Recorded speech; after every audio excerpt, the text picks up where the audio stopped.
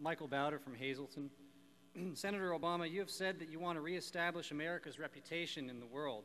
You want to go to the United Nations and say America is back. Oh, you've read my speech. That's right. I believe that must happen as you so strongly do, too. In the wake of the September 11th attacks, America saw record levels of patriotism and pride, national pride. More importantly, I believe that this nation now has dangerously low levels of patriotism and national pride. More importantly, many Americans, including myself, have lost hope and trust in our elected officials and governmental agencies. My question to you today, Senator, is how are you going to reestablish America's reputation to America? That's a great question. That's a great question.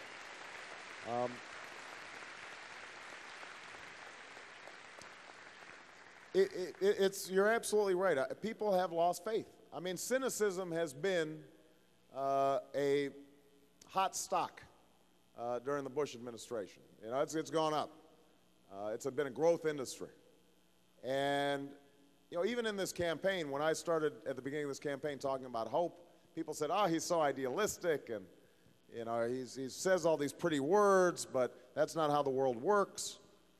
And I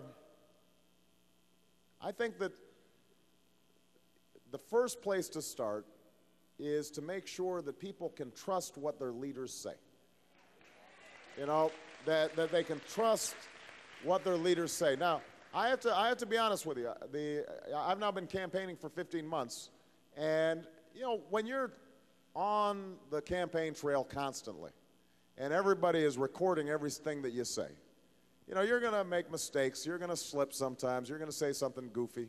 I remember, this is pretty early in the campaign, about 4 months into it. I was at a speech, and I was talking about all kinds of stuff, and I was talking about the thousands of people who'd been laid off and the thousands of people who had been killed in Iraq. And then I talked about FEMA, and I talked about tornadoes in Kansas, and somehow, I didn't even remember saying it, I said, and 10,000 people were killed, and even though I meant 10. And this is immediately an AP story, you know, and people are all like, he's exaggerating, and, you know, no, I wasn't exaggerating, I just said it wrong. So that's not, I think, the thing that people worry about. What they do worry about is George Bush saying that we had hard evidence of weapons of mass destruction in Iraq, and we didn't. That erodes people's trust. That erodes people's trust. You know, people get frustrated when they have a sense that politicians take one position when they're running for office and then vote very differently when they're in office. And one of the things I'm proud about is, and this has been written about, is that generally speaking, I'm not perfect, but if you look at what I said 10 years ago, then what I said 4 years ago, and what I say now, it matches up. I've been consistent in what I believe and who I'm fighting for. That, I think, is where trust starts. Second thing is competence in our government.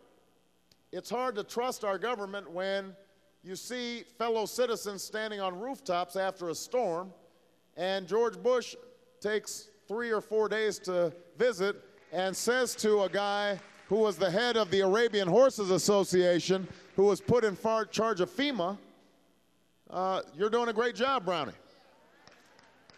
People then distrust, you know, our government and its ability to just get things done.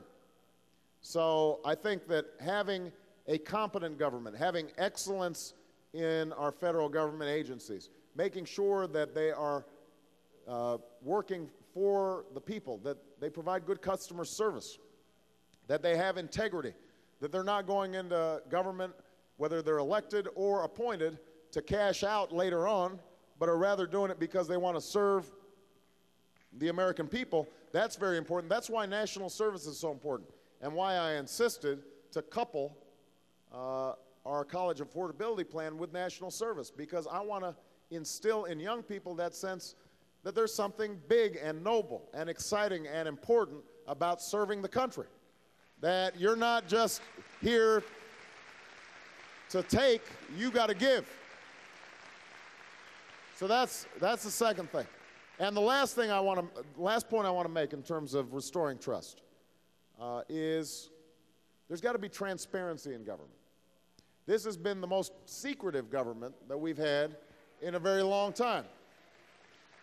And one of the things that I've always believed in is transparency.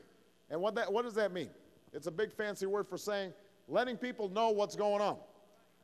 If I worked with a Republican colleague, Tom Coburn, very conservative, but he's a genuine fiscal conservative, and he and I worked together to set up an internet site that will tell the American people every dollar of spending by the federal government. So if there's a bridge to nowhere being built somewhere, then you'll know about it.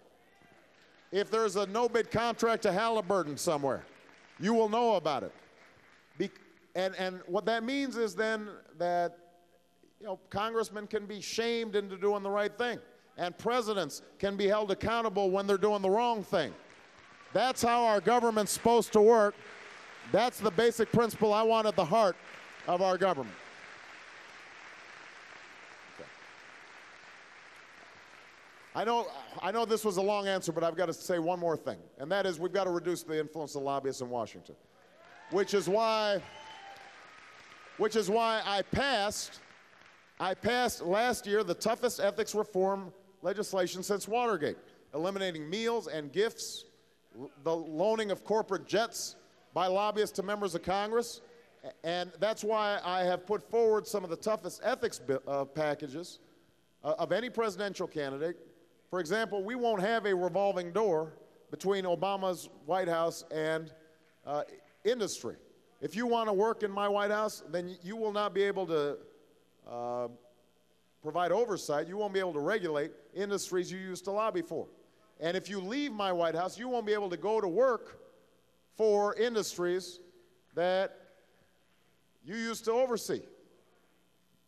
Because that kind of practice, I'll just give you one example. On prescription drugs, the reason that we've got a big donut hole in the prescription drug plan for Medicare that a lot of seniors are familiar with and frustrated by is part of the reason is because the chairman of the committee who ushered through that bill a few months later went to work for the pharmaceutical lobby making $2 million a year.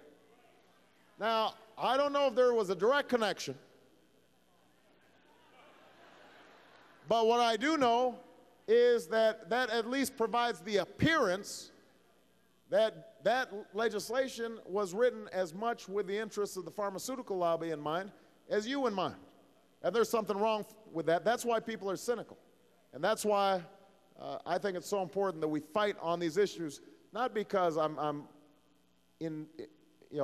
concerned with good government in the abstract, but because that's the only way we're actually going to deliver on these tough issues like jobs, like health care, like education.